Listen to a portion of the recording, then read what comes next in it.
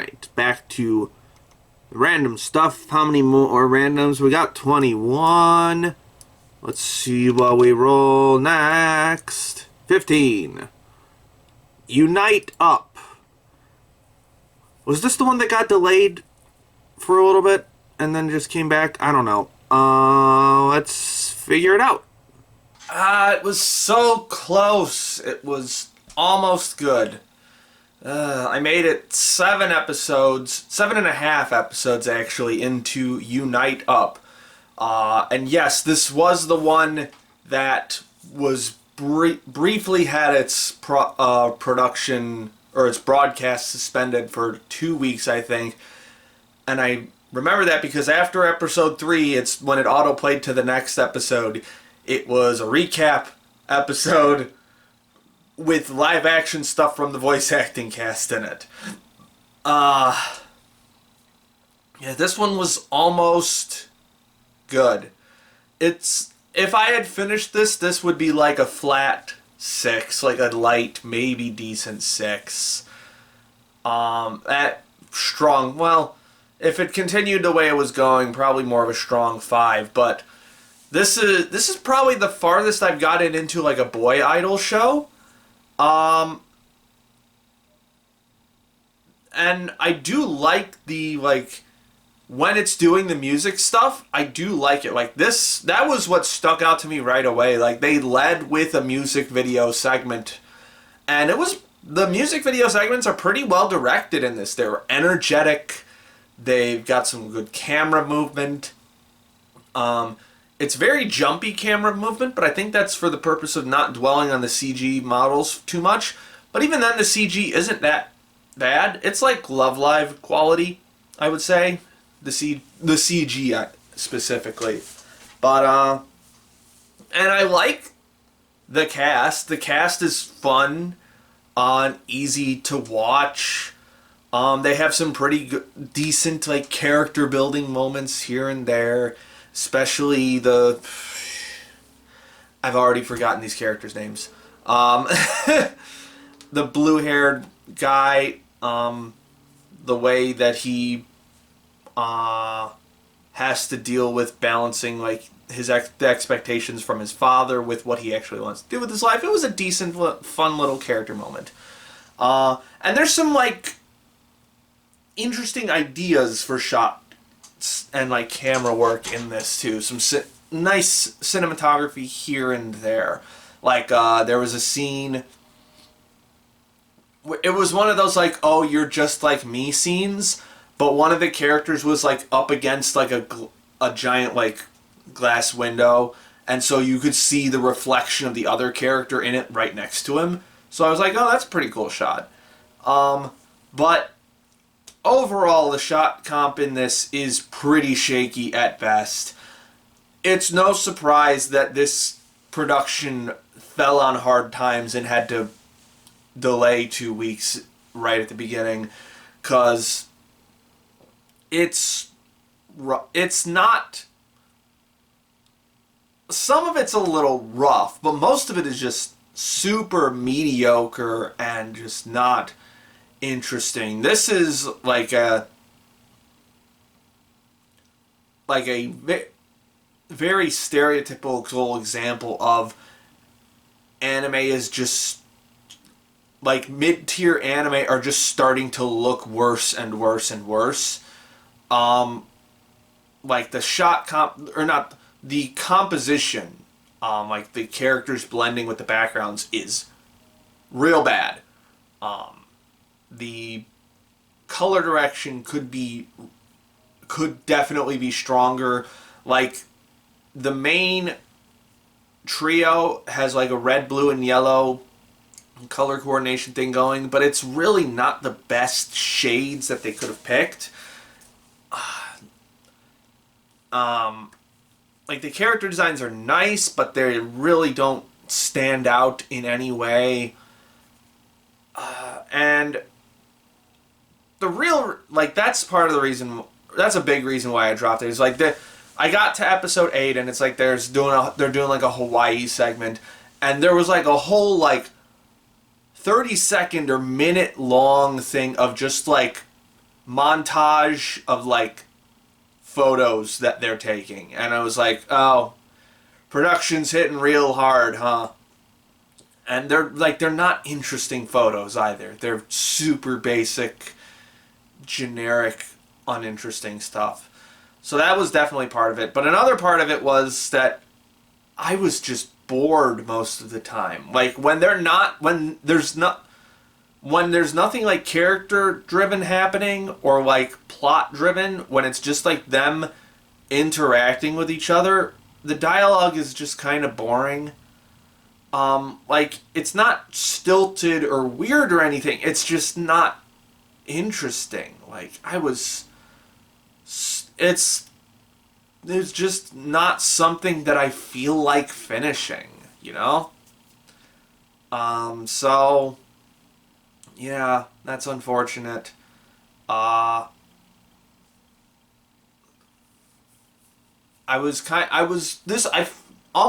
This is one of those shows where I like feel bad about not finishing it, because it was so close to being good. And yeah, I could like push through the last 5 episodes, but I don't want to push through shows. That's the whole point of this series, is I don't have to push through stuff, because there is enough good stuff to get like a really solid like best of the year list without having to force myself to finish something. Like I think I've already finished like 10 anime from the winter season, or right around that much. So yeah, guess we're just gonna skip this one. Alright, UniteUp is off the list. So that's 20 randoms left. Let's see what we roll next. It is 13. The Tale of Outcasts. I have not heard a single thing about this show.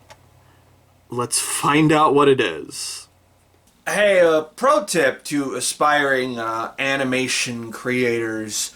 If you know you're not going to have the best like chops for animation for your project, don't have one of your opening shots be one of the hardest animals to animate, because that horse is going to look real fucking janky. Jesus Christ. I got through about a third of the first episode of the Tale of Outcasts. By the way, the way this title is romanized is fucking obnoxious, because it's like only the first letter of the title is capitalized, like everything else is like lowercase, so it's the Tale of Outcasts. It's fucking obnoxious. I just felt like ranting about that because it's stupid. But yeah, the main character in this is like sickeningly sweet and optimistic, and I hate her. She's not funny or cute or anything like that.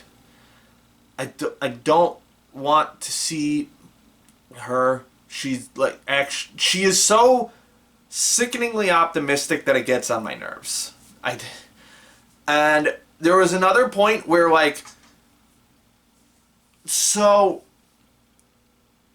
another pro tip.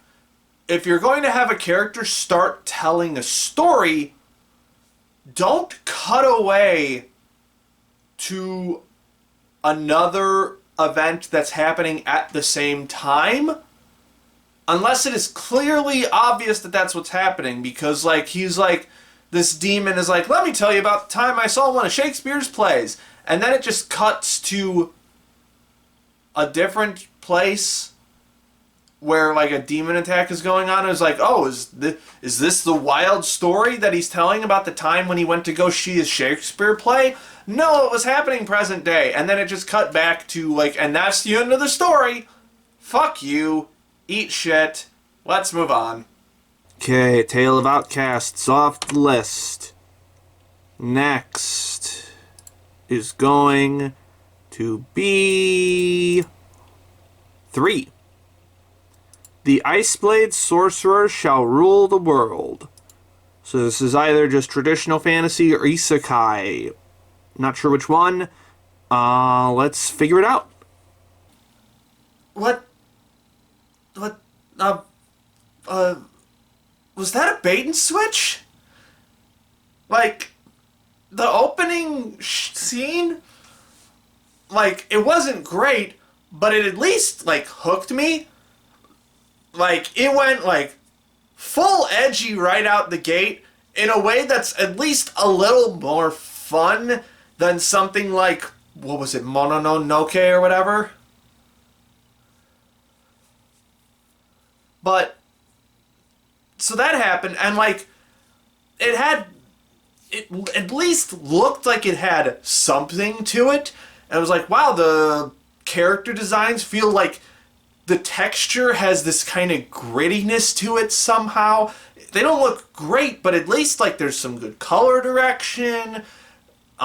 There's some intensity here. I'm kind of in the mood for something edgy right now. Let's see how this goes. And then the OP happened, and I was like, these character designs look entirely different in the OP.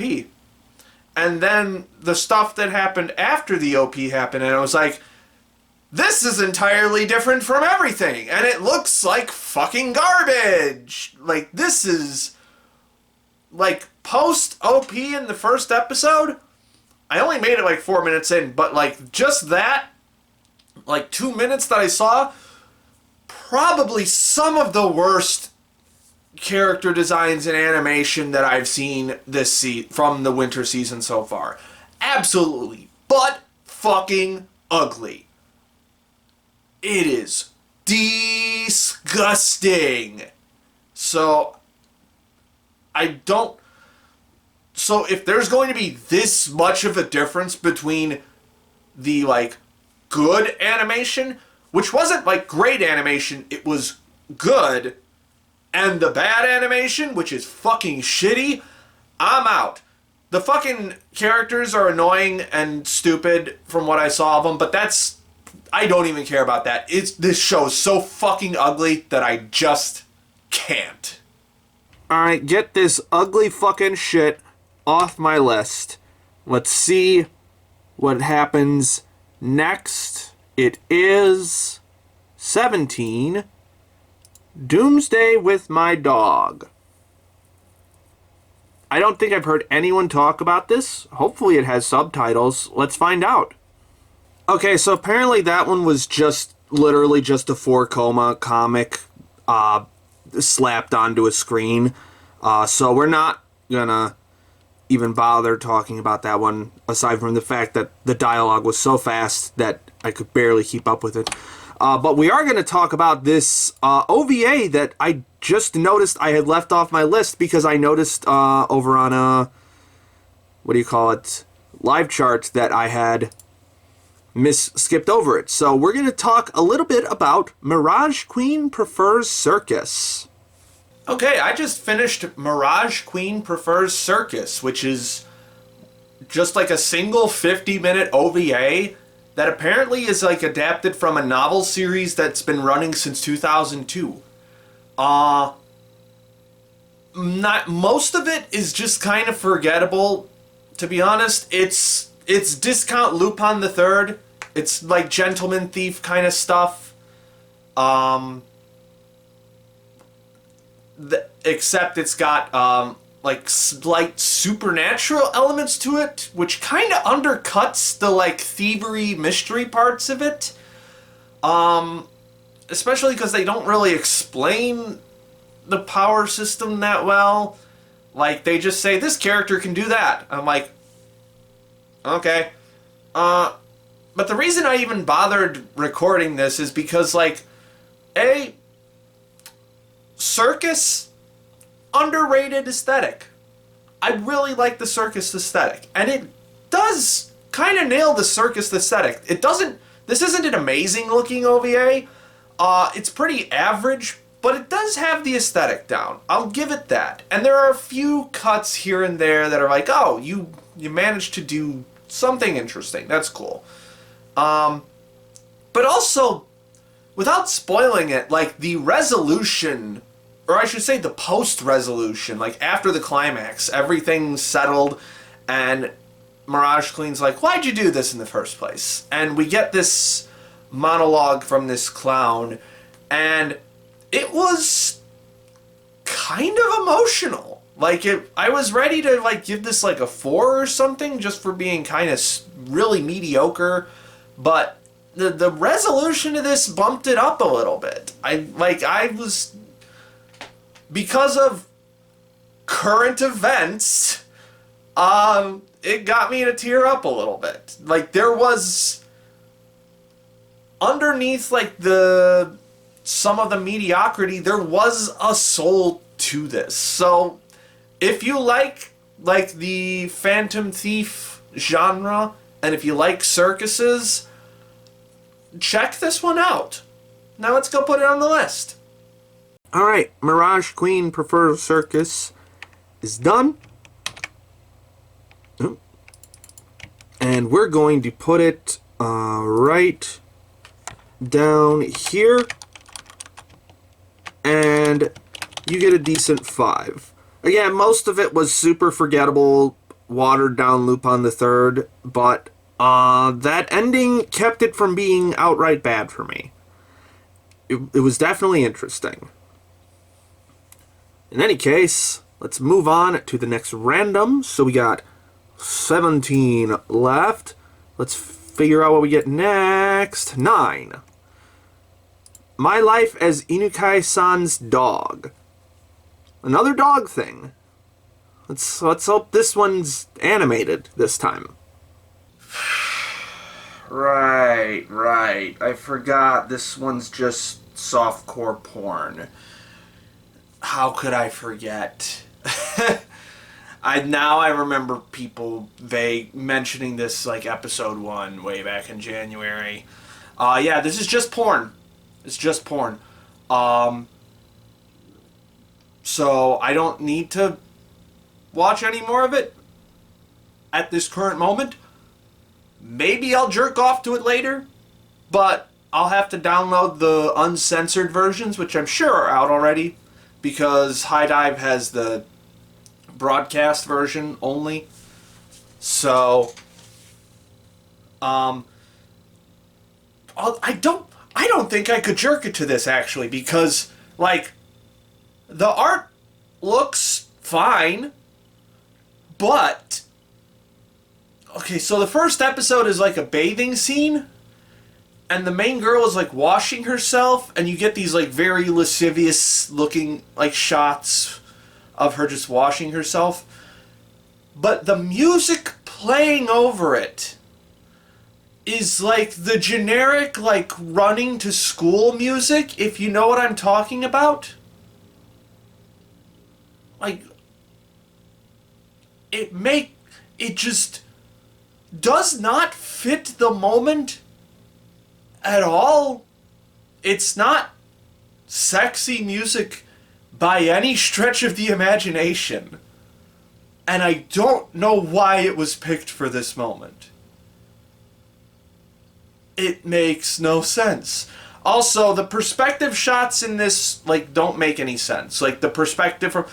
It's a show about a guy turning into a dog. And, like, he's the dog of this girl in his class.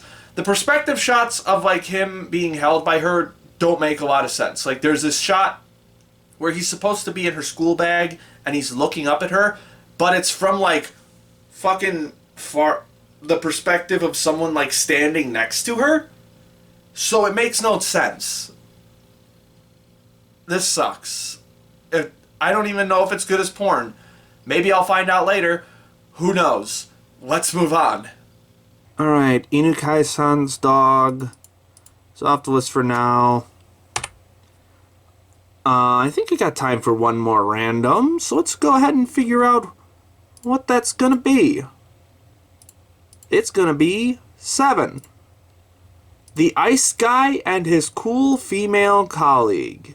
I'm assuming this is some kind of rom-com, like a workplace rom-com. Let's figure out if it's good or not. Okay, so I watched like a little over an episode of The Ice Guy and His Cool Female Colleague. There's nothing like particularly bad about it. It's like competent enough.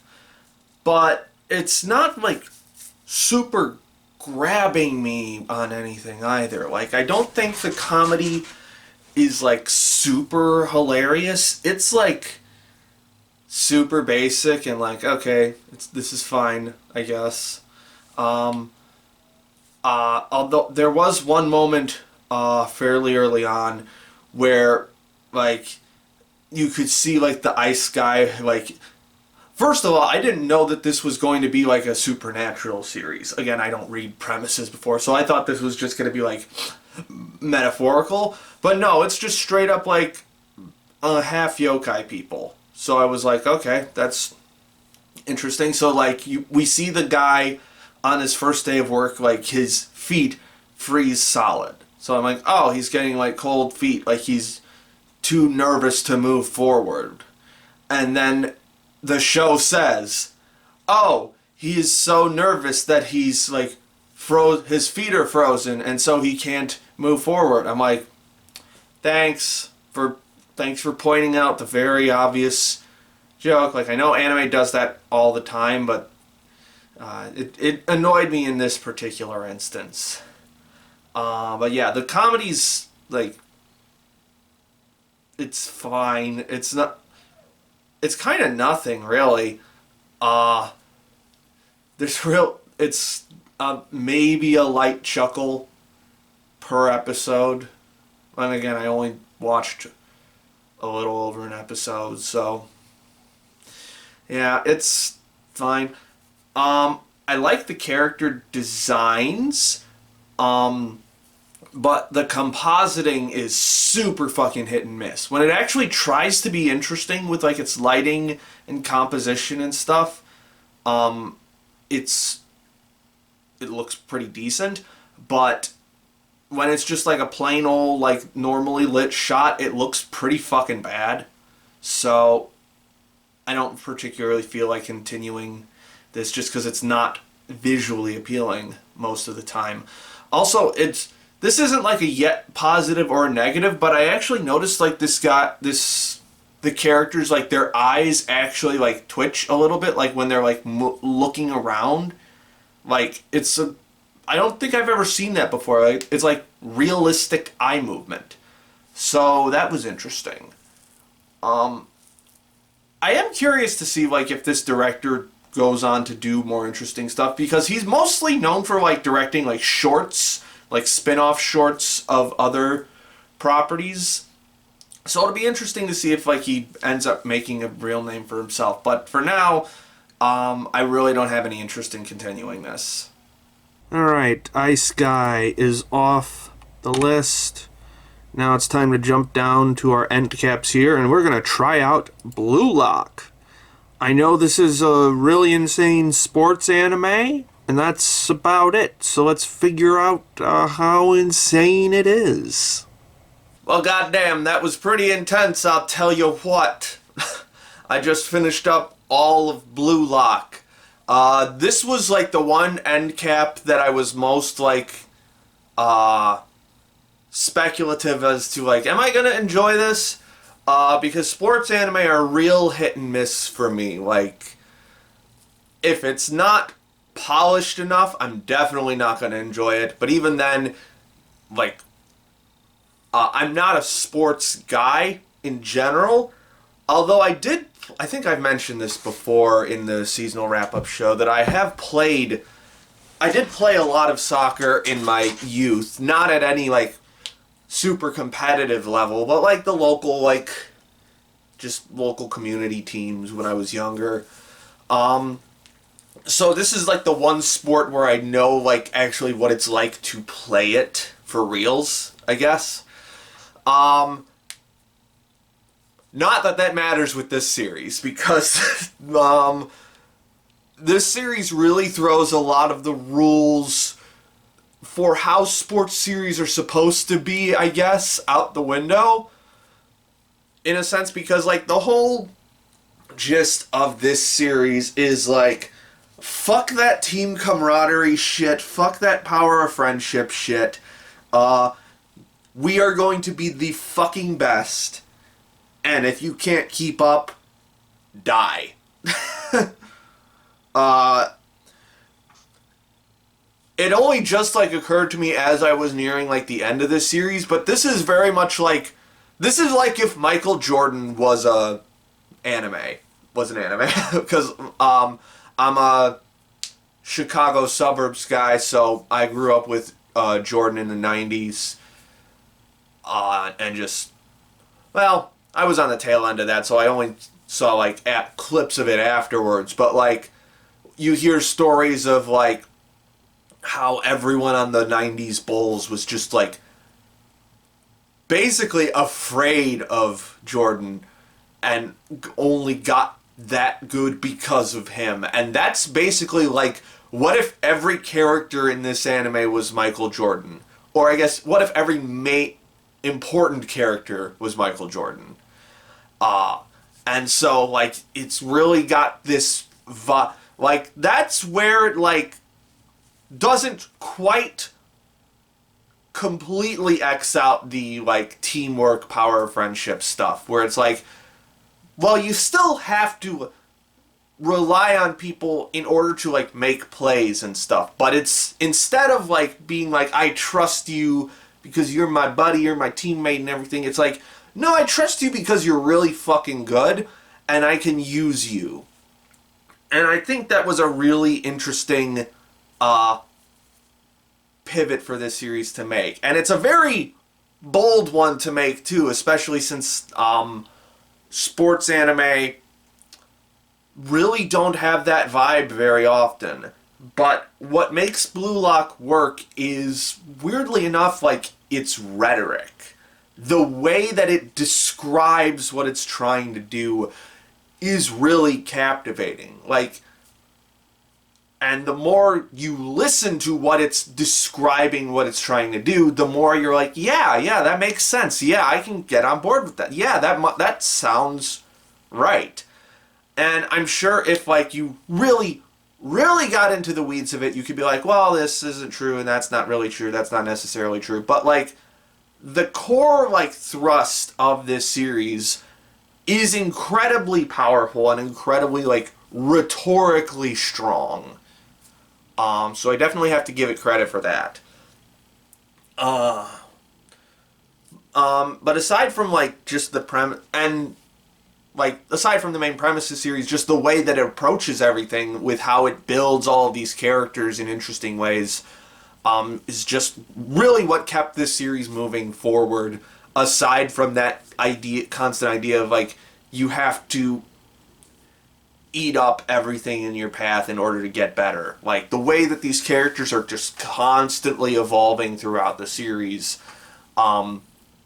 really kept me on the edge of my seat, especially characters like Isagi and Bachira, who are definitely my two favorites in the series. Like, Bachira's episodes near the end are so fucking good. That monster metaphor and how it, like, transforms as he comes to realize what he actually wants and how he can achieve what he wants, was so damn captivating and cool.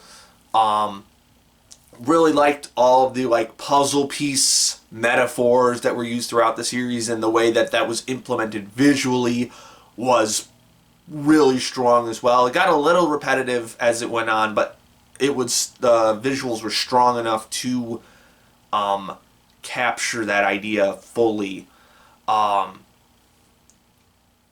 else was I going to say? I will say, though, this series also does fall into some of the pitfalls of, like, shonen action anime, specifically shonen sports anime, where it's like the talking head stuff, especially early on, like some of the, like, you know what I mean, where it's like everyone's describing what's happening in their heads. Early on, it kind of kills the pacing a little bit. Because, like, soccer is on a moment-to-moment basis, is a fast-paced sport. Like, and when you add in all of those monologues on top of everything, it really slows everything down. I think it gets better as it goes on, especially as the strategies get more complex. I think that's probably what it is just the strategies get more complex as they go on. So there is just more happening. And I think it gets better at like pacing, doling that information out better as it goes on. Whereas in the beginning, like, it's still very basic stuff happening, so like it just gets repeated over and over and over again. So I think it gets better at that as it goes on, but it is still kind of a problem in the beginning. And it also there are also some like issues of like in the beginning of like clearly a lot of these characters that they say matter don't really matter. So like there are especially in like the first round of the selections, it's like clearly only like 2 or 3 people on the opposing team actually matter. And I think that could have been done a little better, but also I think that might have killed the pacing too, now that I think about it. So it was a tight balance to walk. But yeah, I could have gone for more of that, but also there was so many really cool characters in this show that I'm like, damn, we eaten good. Like, even aside from like Isagi and Bachira, there's just so many really fun characters to follow. Chigiri being the little fast boy that he is. I don't get the woman, like the woman comments, I guess. Like, yeah, he's got long hair, but there are like a bunch of other people that have long hair in this series, so I don't know why him specifically. They just keep calling him like Ojo-sama and like just making him look like a girl, I guess. I don't get it. It didn't really work for the series, but aside from that, like, he's a real fun character. Yeah, just I liked, like, even the characters whose stories ended, like Kunigani at the very end, just like this failed hero archetype was really. That's another thing about this series is like, it's really good at both like, oh man, that sucks that happened.